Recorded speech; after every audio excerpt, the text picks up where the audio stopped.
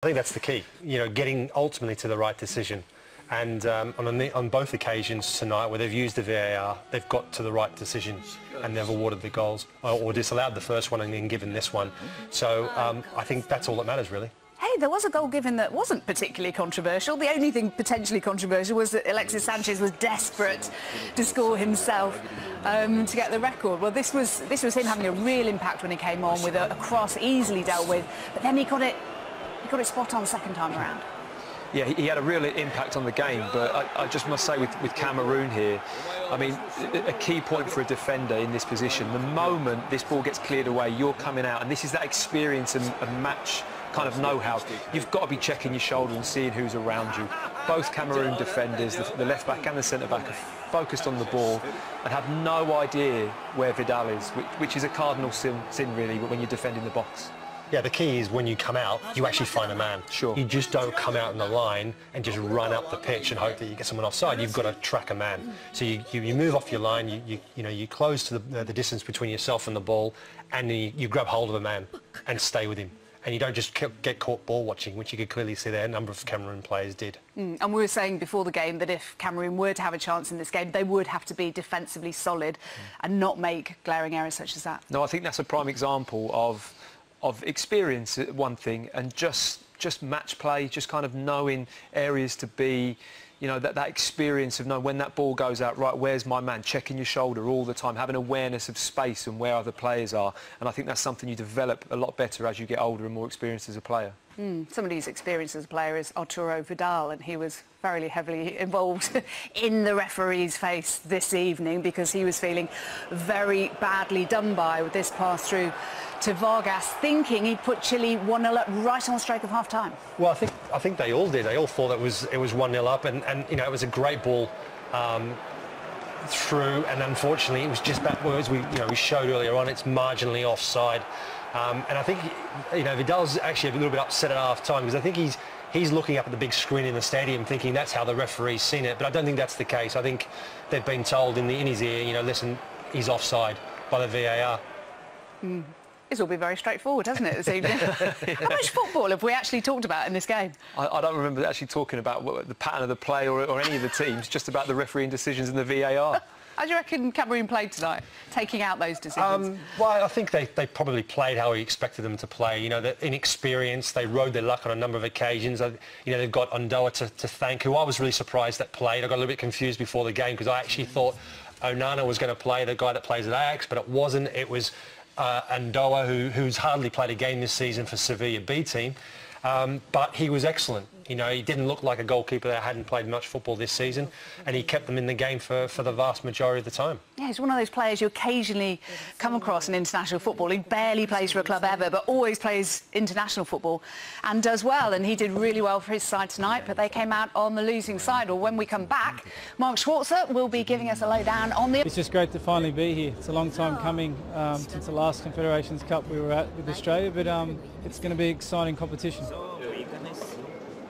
Group's going to be difficult, but I think we've got an evolving group under the boss, 2.5 years together, and we've put a test, but also one that we're going to embrace, perform on the world stage. And this is a competition that has two groups. You get through your group, then anything can happen. So you need to play well and you need to produce, but more importantly, we want to do well as a nation, and we want to come to this competition and produce great football and good results. Well, Australia are going to have the work cut out against Germany, whatever side they put out. We know they haven't got their big players. But from an Australia perspective, tell us about this squad. What can we expect from them? Well, they're going to be a team that they want to play football. They want to press all over the pitch. Just watching that game, Chile against Cameroon, having watched them play against Brazil last week in a friendly Australia, they struggled against a Brazil side that were under strength. I mean, if that can actually be a thing, because they have got quality all over the park, and any number of teams they could probably put out there compete against some top teams in the world. But it's going to be a huge test for them, like Tim just said there. They're a young team. They're with the odd experienced player here or there. Obviously with Timmy, with Mila Jednak. We've got a couple of players now that'll be playing in the Premier League next season. Matty Ryan, who's signed for Brighton, the goalkeeper, and Aaron Moy, who's at Huddersfield, who had a great season in the Championship. But I think, even coming up against the very under-strength Germany, they're going to find it really tough. I can tell you're not English. Shall I tell you why? Why is that? You just said understrength Germany. Now, they might not have their top players. They've got the likes of Mustafi and Draxler, probably the most recognisable players. But we know, being English, Matt, that there's not really such thing as a not very strong Germany side, is there? Or are we just mentally scarred by them? No, I think it's a combination of both. But no, that's why they use tournaments like this, to come to big tournaments that young players are going to come and get great experience from this tournament for Germany. So it's a great way to nurture that international talent. Yeah, they always plan ahead, don't they? They've always got a plan that even if they're perhaps not going to win this tournament, some might say they still very much can, given the youngsters that they've got. But you know they've got a plan, and they're planning on for the bigger thing, to be back in Russia next year, which they will highly likely be. Definitely, it's a huge feature of them as a footballing nation. You know, they had success in a period, but you always feel like they're building and looking forward to the next competition, or to the next group or era of players, which is why they've had such extended success at this level. You could theoretically have played for them, of course, a name like Schwarzer. Both your parents are German, but we always talk about the winning mentality of the Germans. How much do you think their success is down to that mentality, and how much is down to the coaching and the obvious actual plan they have? Well, I think it's a combination of all of the above. I think the coaching is an imperative. You have to have good coaching from an early age. They've got the system in place.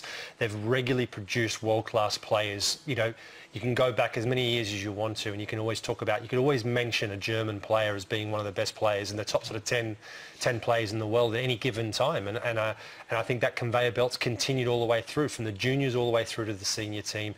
And it's no coincidence they won the World Cup, you know, a couple of years ago. And there's no reason at all to believe that they won't go close again to retaining it in Russia. They're definitely going to be there, one of the teams that will possibly win it. You think so? I think so, yeah, because they've got such strength in depth.